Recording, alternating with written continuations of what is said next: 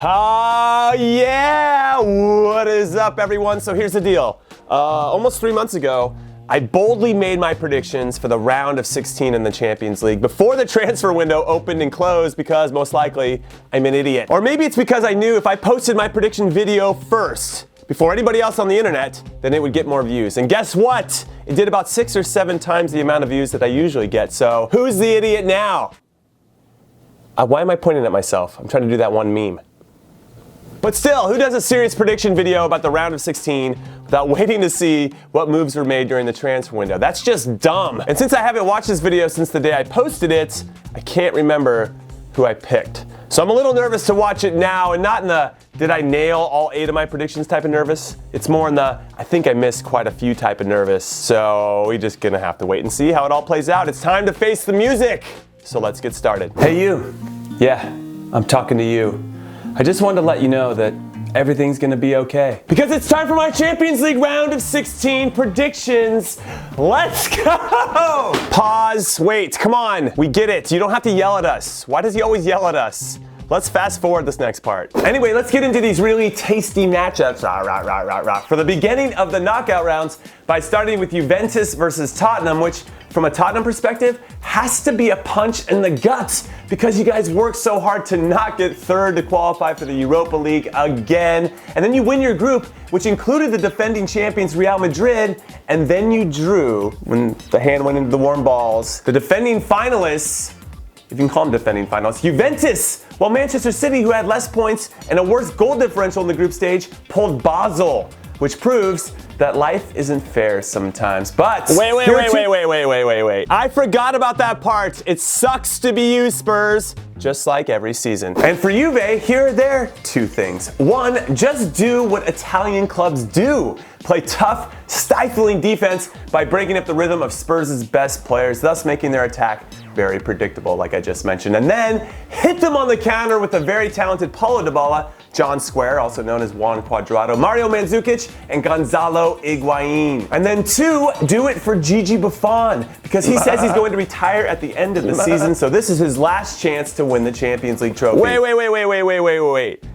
First off, I love me some John Square, and this, what I'm saying, sounds pretty smart. So I'm praying that I went with Juve. Unpause. This sentiment, and because of my love for the greatest of all time, and I'm not talking about Danny Rose, who probably thinks he's the greatest of all time, and because I think Juve is the better team, I believe that Juve is going to win this 3-2 over 2 legs. That is what's up. Go on. Juve beating Spurs by 1 goal over 2 legs.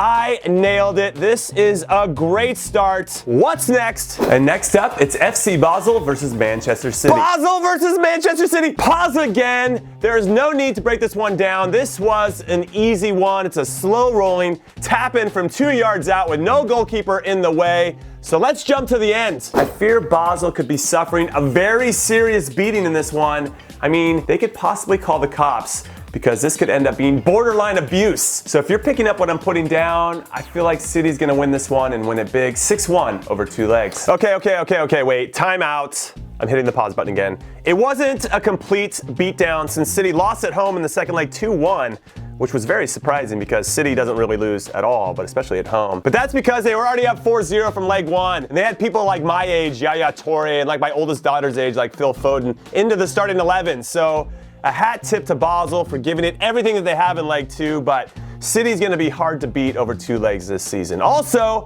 I'm 2 for 2. Who's next? And next up, it's FC Porto versus Liverpool. Oh crap.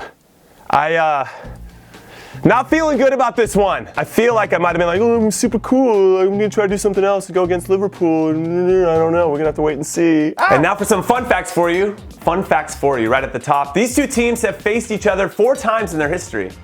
And Liverpool have lost 0 of those 4 games. But, as I say time and time again, you cannot sleep on Portuguese clubs in European competitions. And honestly, I don't get the feeling that Liverpool will sleep on them, but you just never know what Liverpool team is going to show up. Even in the same game, like they were nearly perfect in the first half versus Sevilla in the group stages. You guys remember that game down in Spain when they went up 3-0, only to be incredibly poor in the second half to draw 3-3. Wait. I, of course, didn't know this at the time, but Liverpool signed Virgil van Dijk a few weeks after this video came out.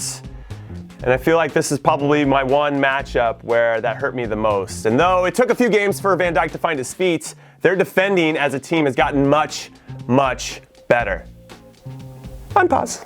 With all due respect to the Portuguese league, it is not the Premier League. And they gave up 10 goals in 6 group stage games to Besiktas, RB Leipzig, and Monaco. And if I'm being honest, or at least in my humble opinion, Liverpool was better going forward than any of those teams. So I think the Reds are going to do it 5-3 over 2 legs. Yes! I am 3 for 3. Let's go! And I even got the 5 goals right for Liverpool, which they all impressively scored in the first leg in Portugal. But maybe even more impressively, they gave up 0 goals over those 2 legs. So if I was one of the other teams left in this competition, I wouldn't want to play Liverpool right now. Just my 2 cents. Who's next? And now we have one of the best matchups of this round, Real Madrid versus PSG. Because it's the history-making, back-to-back defending champions that have shown in the past that they will spend whatever it takes to win this trophy versus the team that has never won this competition but will spend even more than whatever it takes to capture their first one, highlighted by them signing Neymar and Kylian Mbappe over this past summer. And honestly, I love it. It's old money versus new money. I thought that was a great setup.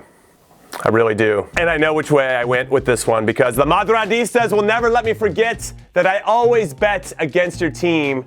So I kind of just want to skip this one. Can we just skip this one? Can we all agree just to skip this one? Let's just skip. However, there's a player on PSG who came to the club solely, in my opinion, to step out of the shadow of Messi and Ronaldo, and I think he knows that this is his moment to dethrone those two as the best player in the world. But for that to happen, he has to beat them, and I think this is step one in that actually happening because this Madrid side, though incredibly talented, is going to finally run out of luck, and I believe Neymar is going to be the biggest reason why. So I see PSG winning this. You know, that wouldn't have happened if Neymar hadn't been hurt. How am I supposed to predict that? Okay, and now I'm 3 for 4. So damn you, Cristiano Ronaldo, you're always proving me wrong. But hopefully this next matchup will make me feel better. Please make me feel better. I want to feel better. I hate missing predictions. And now let's talk a little Bayern Munich versus Besiktas. Oh, yes! Say no more, because I know I got this one right. So let's just go to the end and watch me getting it correct. But come on, let's be honest. If your club has to rely on Ryan Babel to score goals, how good of a club can you really be? You like that? Jokes are fun. But seriously, Bayern has way too much firepower and talent to get beat over 180 minutes. Maybe in a one-off game, and if that game was in Turkey, I would give Besiktas a chance, but not over 2 games. So for me, Bayern's gonna take this 3-1. Oh yeah! Back to genius status. However, the only head-scratching part about this prediction is why I didn't say that Bayern would score 5 more goals since they beat Besiktas 8-1 over 2 legs. Also, I kind of want to see Bayern versus Liverpool in the quarterfinals because I want Jurgen Klopp to have another crack at his old German foes. Anyway, who is up next? And now we head to the other giant matchup in the group stages, Chelsea and Barcelona, which, let's be honest, is one of the Champions League's fiercest rivalries of the modern era, which started back in 2005 when Jose Mourinho and Frank Rijkaard were in charge of the clubs respectively. And since then, we've seen 2 referees resign from their jobs due to death threats from the calls they made in this fixture, and a truckload of red cards, and even Leo Messi confessing that there were Chelsea players more hated at Barcelona than Real Madrid players, which is... Okay, so hold up. There is no way that I went with Chelsea in this one, is there?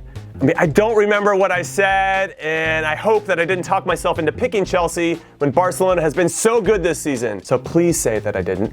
Please say that I didn't. Please say that I didn't. Please say that I didn't. I guess you could make a pretty solid argument as to why each team could win, but for me, there's only one team that will win, and that's Barcelona. Messi seems to be on a personal quest to break the deadlock that he now shares with Cristiano for the most Ballon d'Ors ever. And I think he wants to prove that Barcelona is better without Neymar, and he finally scored against Gigi Buffon after so many years of never being able to do so. And I think because he's breaking all these other records and seems super motivated, he's gonna finally score against Chelsea too. So I think the final tally after 2 legs is gonna be 5-3 to Barcelona. Yes, I am a genius personified. I nailed the prediction and that Messi would finally score against the Blues. And okay, fine, those weren't hard predictions, but I still got them right. And now I'm 5 out of 6, baby. So let's keep this momentum rolling. Hit me with the next one. And in my second to last matchup, it's Sevilla versus Manchester United, which is the Europa League derby between the last two champions of that competition, Sevilla, who absolutely love the Europa League trophy and have shown that many times in the past, versus the club in United, who I think deep down probably think they're above competing for the Europa League. But since they were in it last year, they might as well, I don't know, win it, because why not? Which they did, of course. I'm not really sure what to say here, other than I count on you viewers to not let me get away with saying this type of cheeky crap in my videos. Well, I guess if they're in the final, they might as well win. I mean, that was terrible. So don't let it happen again. Also, I've got a bad feeling about this one because I think I made a terrible prediction. So let's just jump to the end so I don't have to suffer. Okay, fine. I'll suffer a little bit because I am curious as to what I said about United. And first up, stay healthy, specifically Paul Pogba. Because if there was any one player on United's starting 11 that is the legitimate glue on the team who keeps everything together, it's him. And sometimes I don't even think his role as the glue is due to his technical and physical abilities. Sometimes, and maybe even more importantly, it's his emotional state. He usually tends to look like he's having fun when he plays, so I believe, similar to Dani Alves, who I think embodies the same type of enthusiasm, it allows the team to relax and have fun. And that's only a good thing when they play in a system that at times seems to stifle them. Wait, do you guys remember when Paul Pogba was smiling and having fun? Yeah, that was a few months ago when I made this video. Now, I still think he's the glue of the team, but I'm just not sure whether Mourinho wants to admit that to himself or not. But he should, because it's true. All right, what else did I say about him? And 2, take advantage of the home field advantage. United manager Jose Mourinho is a master of this competition, and because United are hosting leg 2, I can already see leg 1 playing out in my eyes. Or in my brain, as he parks the bus and scrapes out a one. You know what? The fate was having Sevilla go farther in the Champions League than they ever have before with their 2-1 win at Old Trafford, because Mourinho, amongst other negative tactics, decided to start Marouane Fellaini over Paul Pogba and Juan Mata, which is unacceptable, and I don't need to see the rest, okay? Because I guarantee that I picked United to win, and fine, I'll show it. But it's not going to make me any more upset than I already am, because that's why, okay? And this is only going one way, United's. And they're going to win 2-0. God, come on. Off. And finally, it's the one that I know you've all been waiting for. Shakhtar Donetsk versus Roma,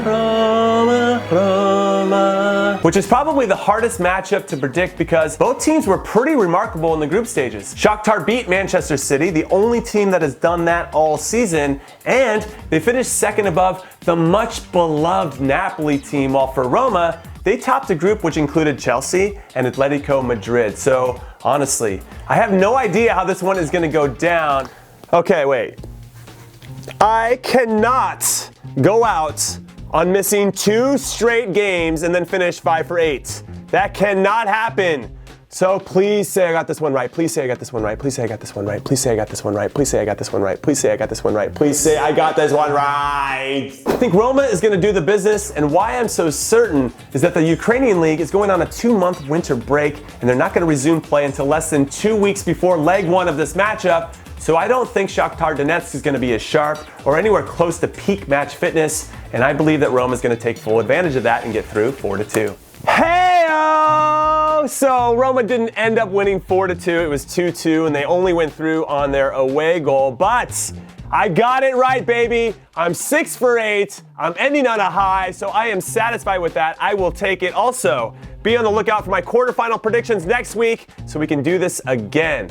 Now, was there anything else that I should know about? Let's look. And holy crap, we finally got to the end, and that was fun. So thank you for watching, and if you enjoyed it, please hit like and subscribe. And of course, let me know who you think is going to win these 8 matchups. And if you get more than me, which I don't think will be possible, you'll be entered to win a Warm Baller Starter Kit. That's right, a Warm Baller Starter Kit. So choose wisely.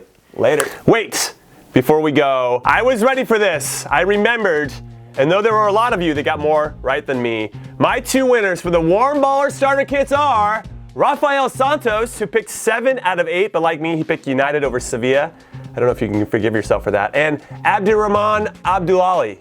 I think I said that right, and if I didn't, I apologize now, though he inexplicably picked Porto over Liverpool. But we love you anyway! So congrats to both of you guys, and then please hit me up in the YouTube messages, because that's where I can respond and get your information and sizes and all that.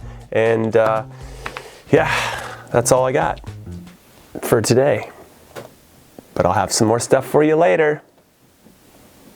I'm going to say later twice here. That's going to be awkward. But I'm going to do it anyway. Later!